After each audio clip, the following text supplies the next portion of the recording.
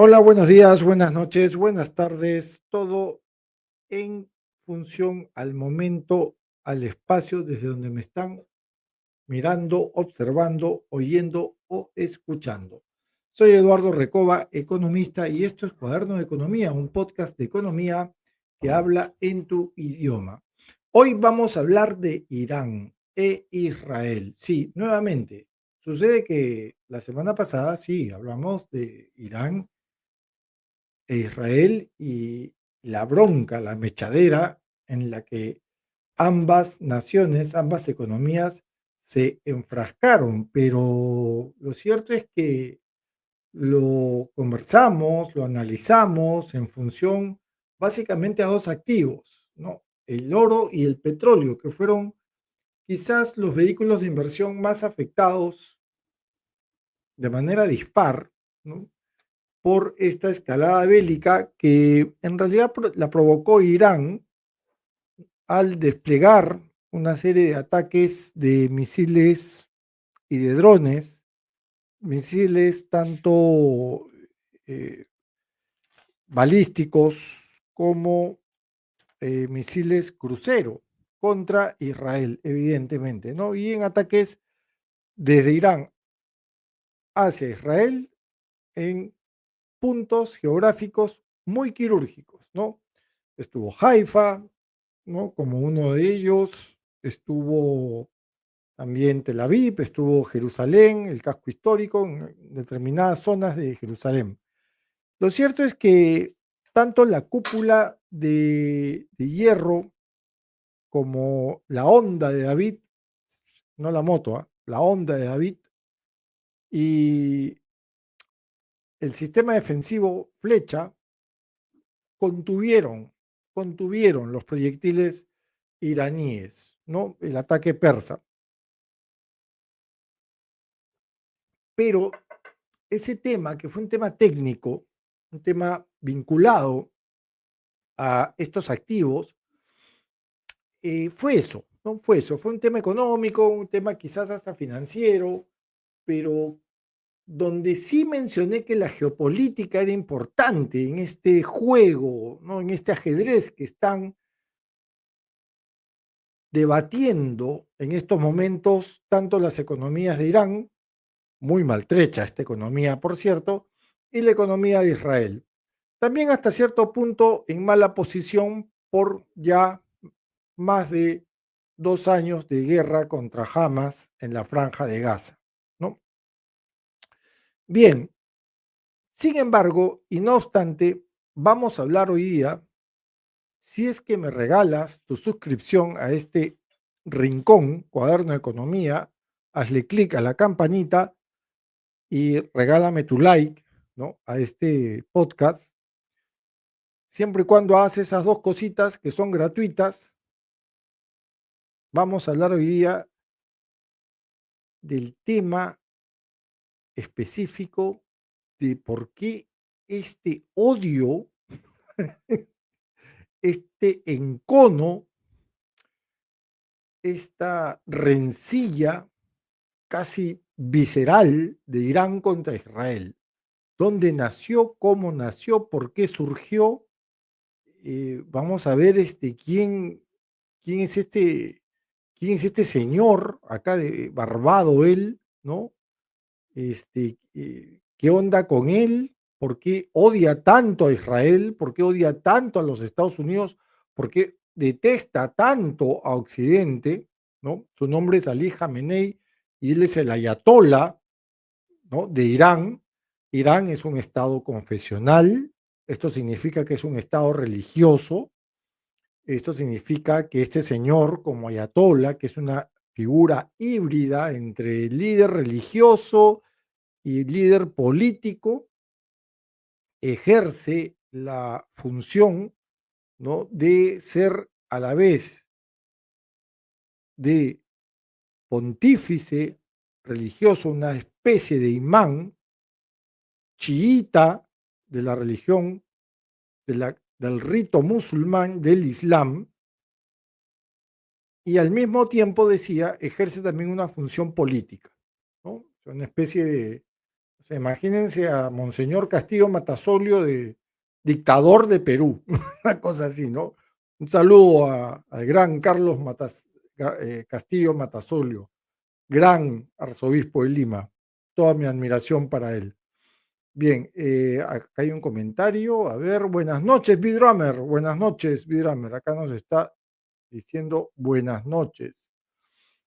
Y acá dice, a ver, XX Blood Xerox. Jamenei está loco, pero Netanyahu no se queda atrás. Sí, pues son un par, ¿no? Son un par, ¿no? Creo que cada uno, como esas parejas tóxicas, ¿no? X Blood Xerox, ¿no? Como esas parejas tóxicas, creo que ambos se merecen, ¿no? Un poquito va por ahí, ¿no?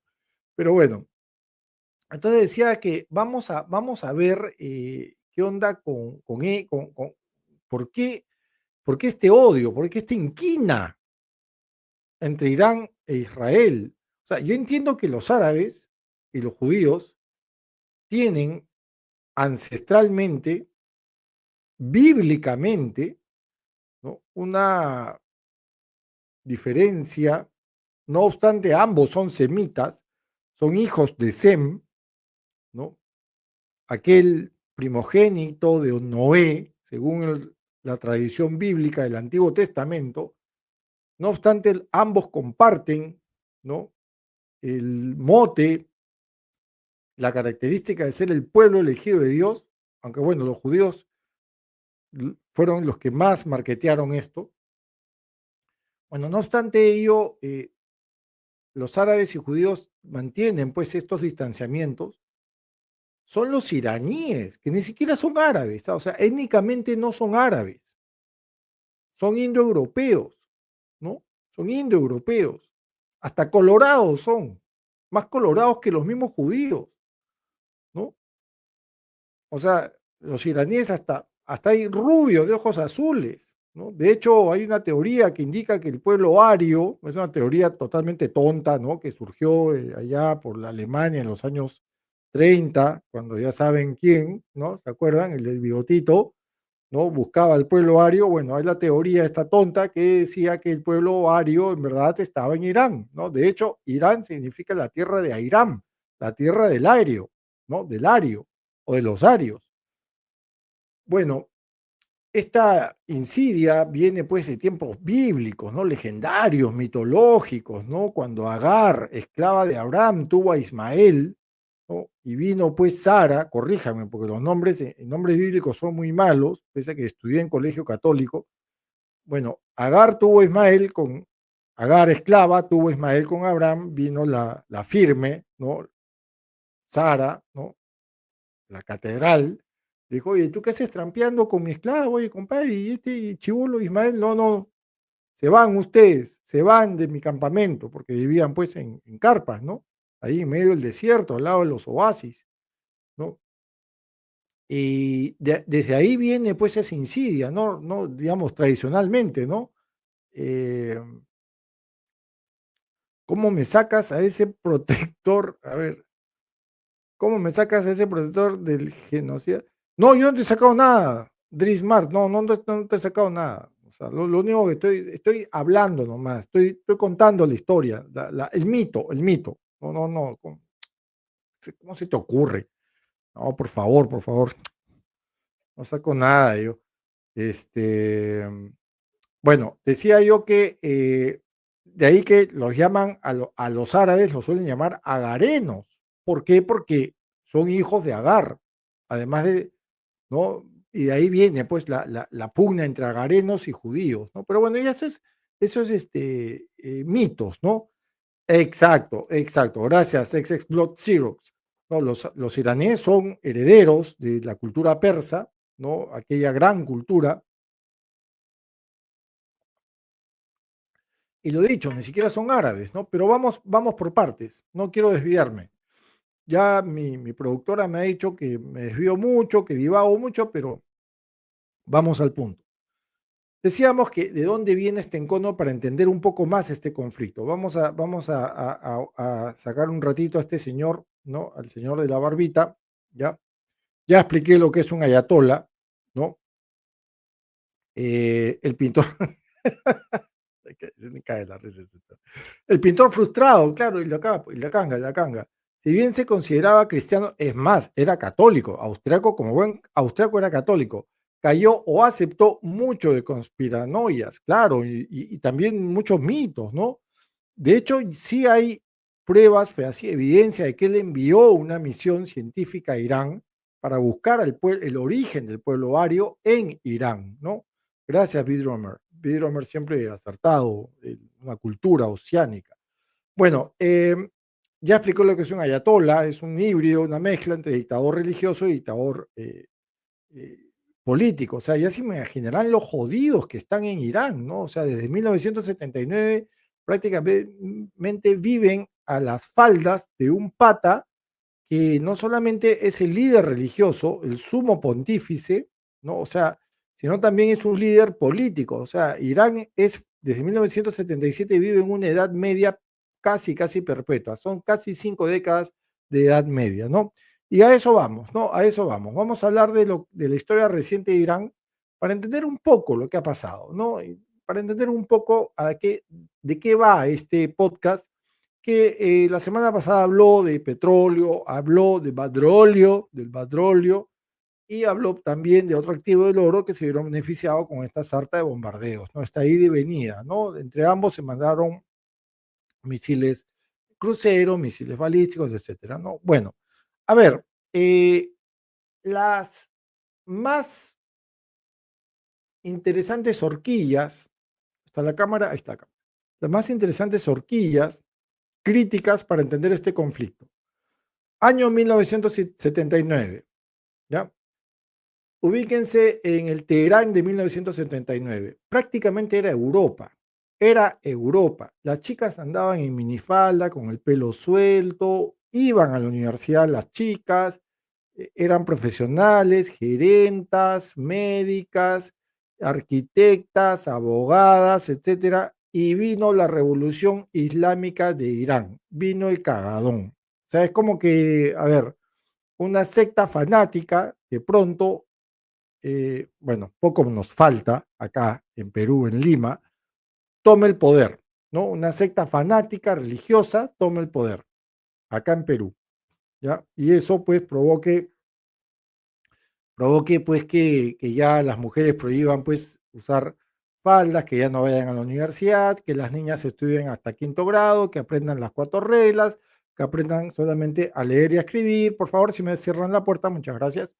Ya, y esta revolución islámica que provocó que el Shah de Irán, que era una suerte de rey, tampoco es lo ideal, porque estos huevones iban a los dos extremos, ¿no? Por un lado, un dictador religioso político, y por otro lado, un rey, una monarquía, ¿no? O sea, ya, pues, hay que ser bien tetudo para tener un rey, ¿no? Bueno, el Shah de Irán, que era el rey de Irán, ¿no? Lo derrocaron, le hicieron un COP, un golpe de Estado, y fue, lo dicho, reemplazado por este régimen confesional, ¿no? Liderado por un ayatollah que se llamó en esa época Ayatollah Khomeini, ¿no? ¿Cuál fue el primer resultado de esto? Que Irán se peleó con todo el mundo, como buenos fanáticos religiosos sectarios, se pelearon con todo el mundo, ¿no? Luego, ya en la década de los 80, ¿no? Se comenzó a gestar el Hezbollah con dinero, ¿no? Con financiamiento de Irán, ¿no? Pero como un proxy. ¿Qué es un proxy? Deben haber ustedes escuchado esa palabrita mucho en los últimos días.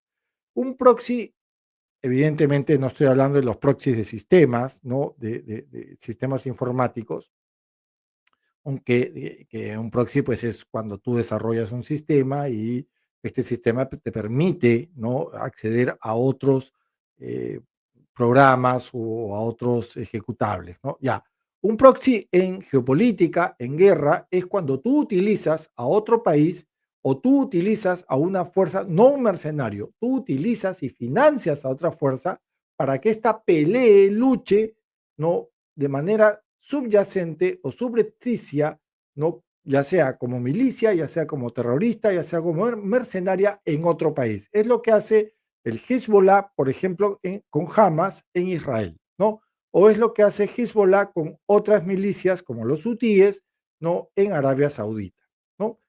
Entonces, Irán ya en la década de los 80 comenzó a financiar a esta gente, ¿no? Luego, ya para fines de los 90, 2000, surgió el famoso, muy triste, célebre programa nuclear iraní.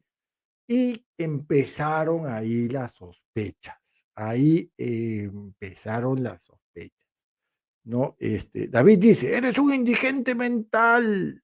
Por favor, documentese un mínimo, no puedo con tanta ignorancia. Entonces corta, pues David, no pierdas el tiempo.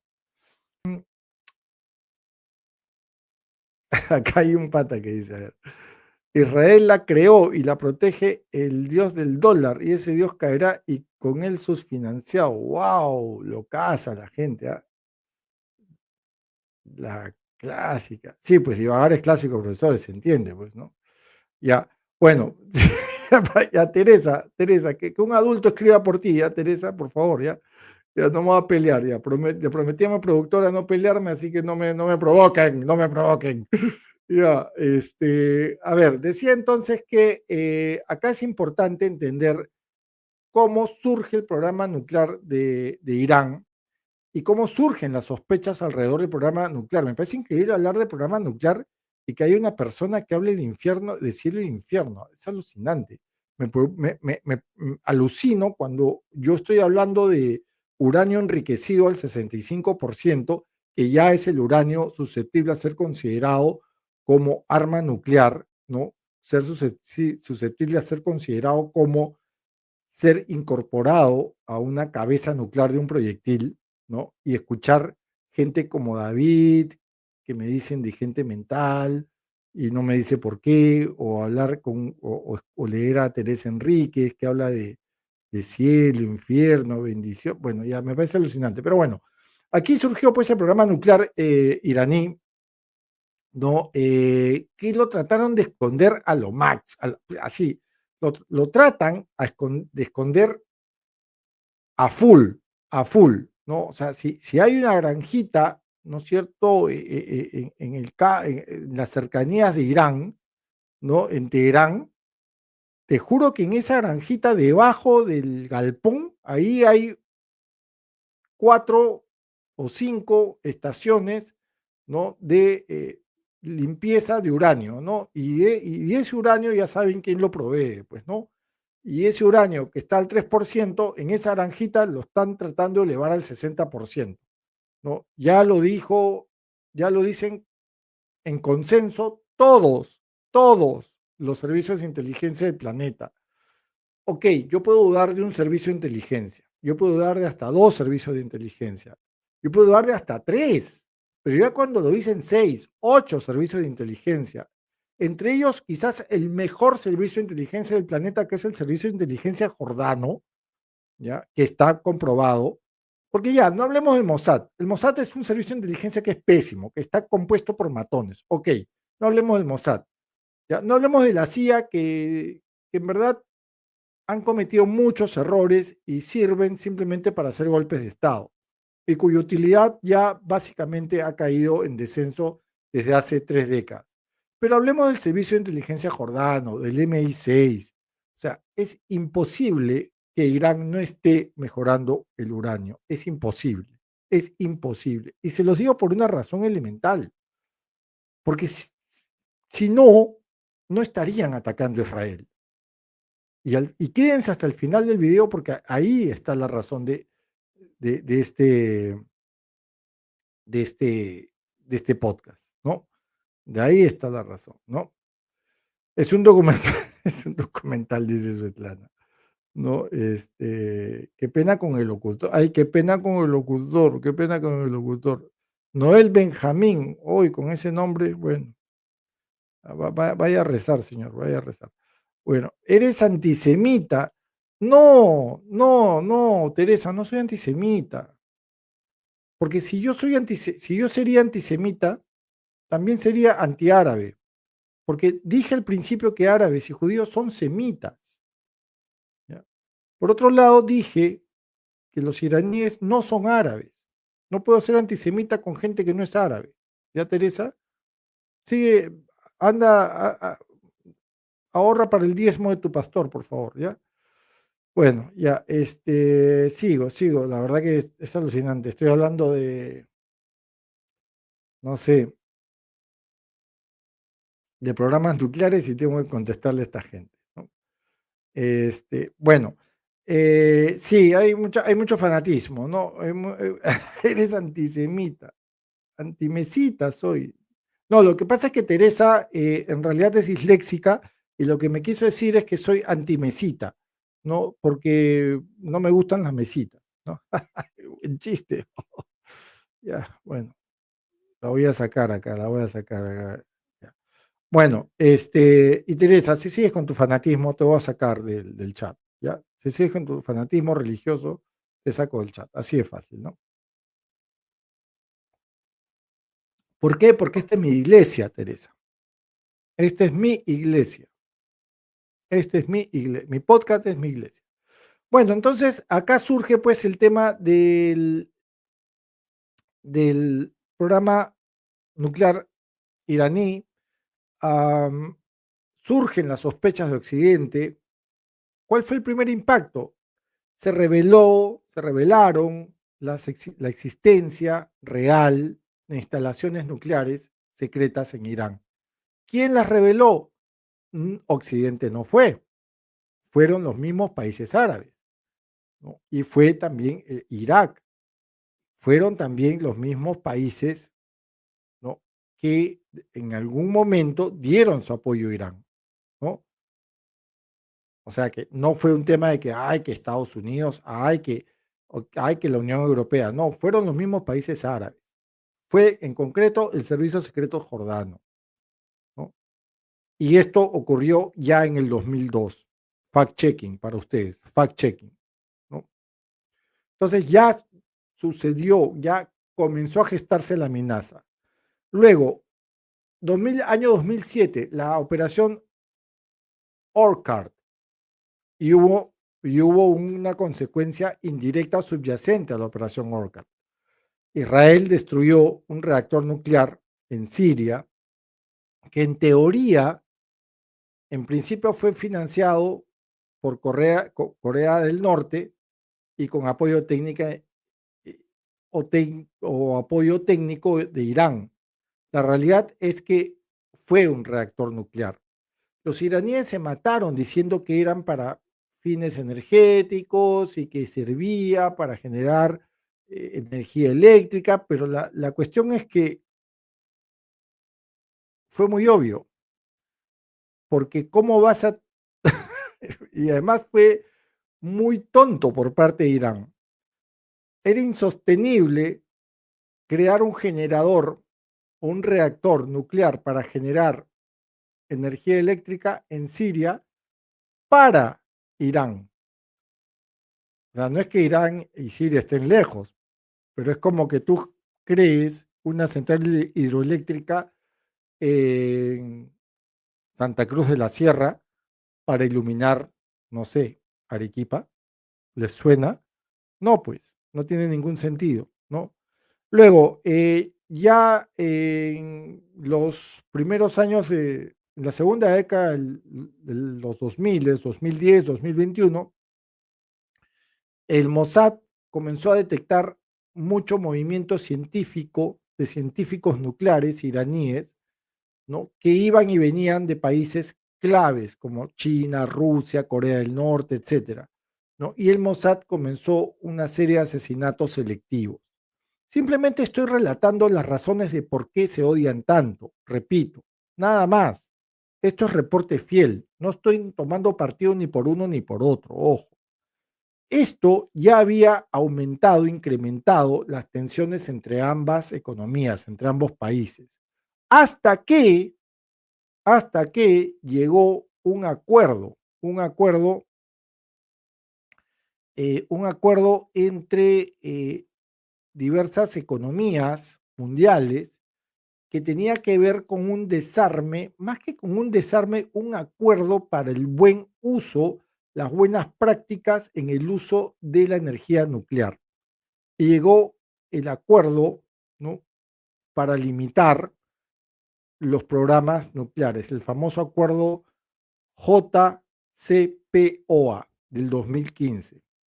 ¿Qué pasó? ¿Qué ocurrió? Que Irán, y en realidad fue un poco más de 6 potencias, ¿no? Tuvieron a bien, digamos, firmar, ¿no es cierto? Firmar una convocatoria, ¿no? Para cumplir un pacto, ¿no? Un pacto, ¿no? Un pacto de cara a que no se utilice la energía nuclear, ¿no? Para actividades inconsistentes con la paz, ¿no? Esto se llamó un acuerdo, ¿no? Conocido como Comisión Conjunta contra Armas Nucleares, ¿no? En sus siglas, la JCPOA, ¿no? ¿Y quiénes fueron? ¿Quiénes fueron? Bueno, de la Unión Europea, además de China, además de Rusia, ¿no? Ellos fueron los convocados, ¿no? Y esto marcó un hito, efectivamente, porque esto permitió que de alguna manera se controlara a Irán, ¿no? Se controlara a Irán. Irán y las 6 potencias mundiales, repito, Unión Europea más China, Corea no estuvo, China, Rusia, ¿no? Firmaron este acuerdo para limitar. Israel se opuso porque de alguna manera sabía que esto no iba a funcionar. Y efectivamente, no funcionó. Estados Unidos también estuvo en el acuerdo, pero en el 2018 se retiró. Se retiró porque también estuvo de acuerdo con Israel. Y tanto Donald Trump como Netanyahu, los dos se fueron, de la manito se fueron del acuerdo. Y esto empeoró más la situación. Y la empeoró porque, de acuerdo con analistas geopolíticos y economistas, y de acuerdo también con bancos, fondos y firmas gestoras de activos, esto empeoró muchísimo más las relaciones entre Israel e Irán. Y además fue una tontería estratégica por parte de los países suscriptores, porque esto permitió sobre todo a los iraníes continuar con su acuerdo, ¿no? Sí, me estoy concentrando, Roberto. ¿Dónde estás, Roberto? Eres anti... Estoy con... Roberto dice, concéntrate, olvida a los ignorantes. Gracias, señor Roberto Gómez. Este, bueno, y esto ahondó más, profundizó más la crisis entre Israel e Irán, ¿no? Lo que decantó en ya una declaratoria de guerra sin firmar, evidentemente, pero ya era una declaratoria de guerra. Año 2017 hasta el presente, los ataques a bases iraníes en Siria fueron constantes por parte de quienes, de los israelíes. Repito, acá no estoy tomando partido por nadie, coño. Acá yo estoy simplemente relatando qué es lo que pasó para que ustedes sepan cuál es el origen, cuál es la entraña de este conflicto. Y desde Siria se abrió un frente activo entre ambos países, ¿no? Con constantes choques indirectos, repito, donde no solamente fueron los proxy utilizados desde Irán contra Israel, sino que hubo misiles, crucero, misiles balísticos de largo alcance, súmenle inteligencia tanto humana, que es lenta, e inteligencia tecnológica satelital, que es muy rápida, suministrada por Estados Unidos a favor de Israel. Entonces, hasta el 2020, digamos, ya con el asesinato del general Qasem Soleimani, que era un alto jefe de la cúpula militar de este gobierno, de esta teocracia iraní, hasta el año 2020 existía un ambiente desde donde se respiraba que había determinada ventaja por parte de Israel. Pero ya con los ataques de Israel a Gaza y ya con los ataques desde proxies iraníes en el 2023 y en el 2024, lo que ocurrió fue que durante los conflictos de Gaza, Irán respaldó abiertamente a Hamas y a otros grupos que atacaron a Israel. Grupos tales como y viene, tambores, tambores, Hezbollah, hutíes y evidentemente se incluye al mencionado Hamas, ¿no? Y en tanto, Hezbollah seguía lanzando misiles desde el Líbano, ¿no? Al norte de Israel, ¿no? ¿Cuál fue la conclusión? Primero que la guerra de poderes entre Israel e Irán se convirtió en un conflicto regional abierto, endémico y con múltiples frentes activos. Y eso es complicado, tanto para Irán como para Israel, pero mucho más para Israel, porque desgasta, porque cansa y porque cuesta mucho dinero. El conflicto Irán-Israel no es una guerra directa, no es una guerra convencional, es una guerra híbrida y digamos que es o era asimétrica, ya no lo es más. ¿Hay actores intermediarios? Sí hay actores intermediarios. Hay ciberataques, sabotajes, diplomacia agresiva, diplomacia trunca, rivalidad ideológica, religiosa profunda. Y sus raíces están en la revolución iraní desde hace casi 5 décadas, pero se han intensificado con los desarrollos nucleares, con esta geopolítica tan enredada en Medio Oriente y la intervención de potencias como Estados Unidos, Rusia y la Unión Europea, y evidentemente China observando, ¿no? Entonces, creo que es importante indicar ello, ¿no? Indicar ello. Bien, yo creo que hay muchos temas que son muy complicados, ¿no? De entender para gente adulta, para gente infantil, ¿no? Pero creo que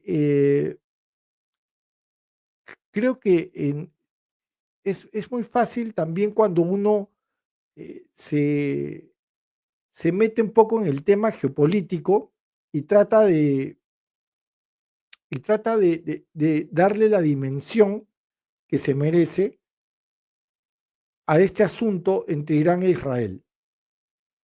Hablamos la semana pasada del impacto económico financiero en los mercados. Hubo un impacto, sí. Ahora no tanto porque hemos sido testigos que hemos empezado la semana con un precio del petróleo que se ha establecido, por ejemplo, que se ha estabilizado. El precio del petróleo como que no ha tenido mayores movimientos. Ahí pueden ver cómo se ha estabilizado el Brent, ¿no? La mezcla Brent, cosa que es evidente, ¿no? De esos picos que alcanzaron el viernes. Miren cómo tras un fin de semana de ataques, ¿no? Donde la cúpula de hierro, como la onda de David y la flecha, que son los tres frentes, las tres barreras israelíes contra los misiles, pudieron contener alrededor de 200 misiles iraníes, ¿ya? Bueno, tras ese fin de semana de bombardeos, miren cómo amaneció el Brent el día de hoy lunes, ¿no? Vamos un poquito a ver cómo amaneció así rápidamente, ¿ah? No quiero entrar en detalles, porque ya para eso el viernes hicimos un programa. Miren cómo está el BTI, el petróleo BTI, también estable, ¿no? Svetlana nos dice, ¿eso significa que la gasolina no va a subir o no tiene nada que ver? Sí y no, Svetlana, porque acá en Perú por lo menos no va a subir porque acá tenemos el fondo de estabilización fiscal que permite que la gasolina, o sea, que los derivados del petróleo, los gasóleos, no se vean afectados. En otras economías probablemente se mantenga el precio. No creo que suba, no creo que suba, ¿no? Por lo menos a corto plazo. Escuché entre el jueves y el viernes algunos analistas españoles, sobre todo, que ya hablaban de $120 el barril, ¿no? Cosa que me parece exagerado. El viernes, tengo que reconocerlo, yo me asusté y vi, sí, un barril que pasaba los $80 la unidad.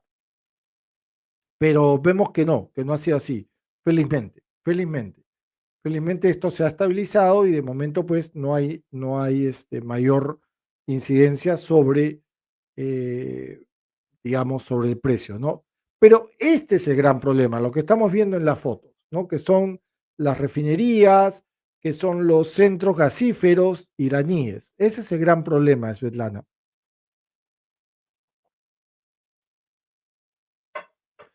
Porque si Israel comienza ataques muy quirúrgicos con drones y con proxies a estas instalaciones, ahí puede haber un cuello de botella.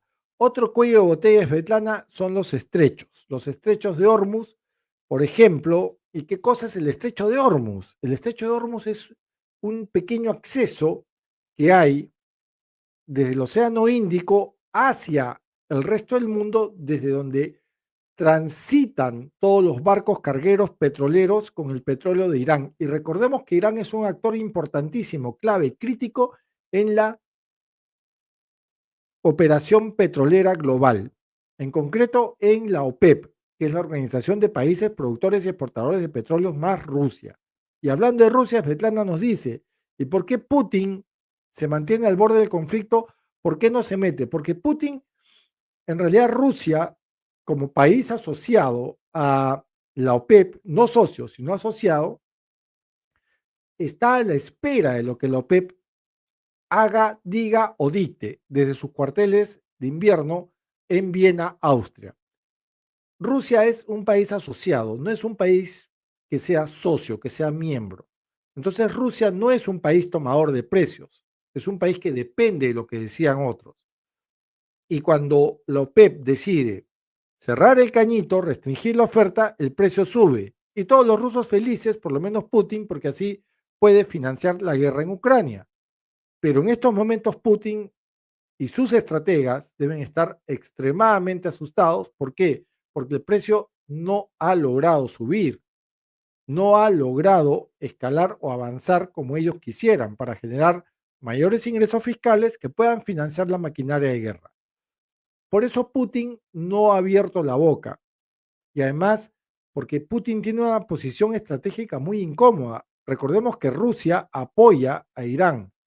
Rusia es aliada de Irán, junto a Corea del Norte, junto a China y junto a Hezbollah y junto a Hamas y junto a lo que ellos llaman la resistencia, el eje de la resistencia, ¿no? Y junto evidentemente a los hutíes, ¿no? Entonces Putin no puede ahorita mover ninguna pieza, porque si no Putin también sería parte del sector, de alguna manera, eh, problemático o en problemas, ¿no? Brindará bibliografía al final. Bueno, si quieres, si quieres leer, pero sí, sí, cómo no, vamos a ver qué te puedo aconsejar, Big Drummer, ¿no? Bueno, espero haberte respondido, Svetlana, con esta pregunta.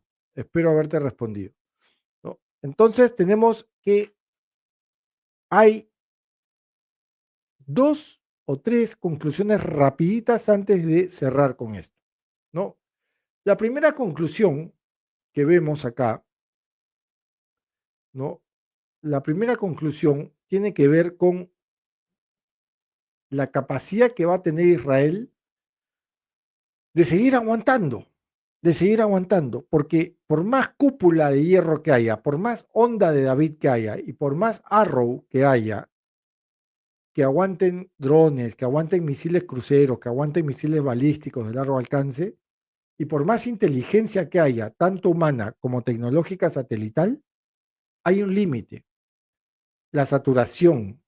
La saturación que viene por que la guerra corta no suele funcionar, porque con las guerras cortas, con los bombardeos cortitos, sí funcionan estos tres niveles de defensa, pero ya cuando la guerra es constante, y si tienes a un país que tiene 2000 misiles como arsenales, ya es otra cosa, ya cansa porque comienzas a ceder, y comienzas a ceder porque esos niveles uno 2 y 3 de defensa israelíes son caras, son defensas caras, cuesta plata mantener una cúpula de hierro, cuesta plata mantener una onda de David y cuesta plata un arro, ¿no? Esa es la primera conclusión. ¿Aguantará Israel? Primera conclusión a modo de pregunta. La segunda es, eh, si Ali Khamenei, que es este líder religioso, militar, eh, sale debilitado, ¿no? ¿Por qué? Porque hay una cúpula militar que la están matando como a moscas, según el Mossad. porque hay una moral que está cayéndose, porque las bases civiles no están viendo que haya mucha fortaleza en Irán, están viendo más bien un régimen débil, y porque la democracia vuelve a ser una opción en Irán con este movimiento Mujer, Vida y Libertad, y porque también la monarquía secular ha intervenido desde Europa. Ya habló el hijo, el sobrino, el no sé qué del Shah de Irán, el último rey de Irán, desde Europa. Ya dijo que no puede ser posible, pero bueno, ¿a quién le hace caso a los reyes, no? O sea, ya eso olvídense. Pero también se debilita porque Irán también recordemos que es un país muy multicultural. En Irán hay de todo. Están los kurdos, están los mismos hutíes, están los sunitas, que son minoría, pero están los chiitas, que son la mayoría, pero Irán es un país multicultural y cuando hay multiculturalidad no hay unión. Ojo, ojo con eso, ¿no? Entonces creemos que también esa es una segunda conclusión, ¿no? Que ya el régimen se está debilitando. Otra conclusión a modo de pregunta es, ¿Estados Unidos intervendrá? Bueno, eso es para responder lo que Svetlana está preguntando. Si llegan a las bombas nucleares, que puede ser que lleguen, porque Irán, ojo, ¿no? No obstante, no puede tener bombas nucleares por el Tratado este de No Proliferación de 1970 y por este tratado del 2015, ¿no? El programa nuclear de Irán avanza y hay que ser bien tetudo para no creer que haya un programa nuclear, ¿ok? Irán ya tiene desde marzo del 2025 uranio purificado del 65%, en media docena, en 6 armas nucleares, en 6 cabezas nucleares. E Irán está cerquísima a Israel. Si eso ocurre, Estados Unidos va a intervenir. Espero haber respondido a tu pregunta, ¿no?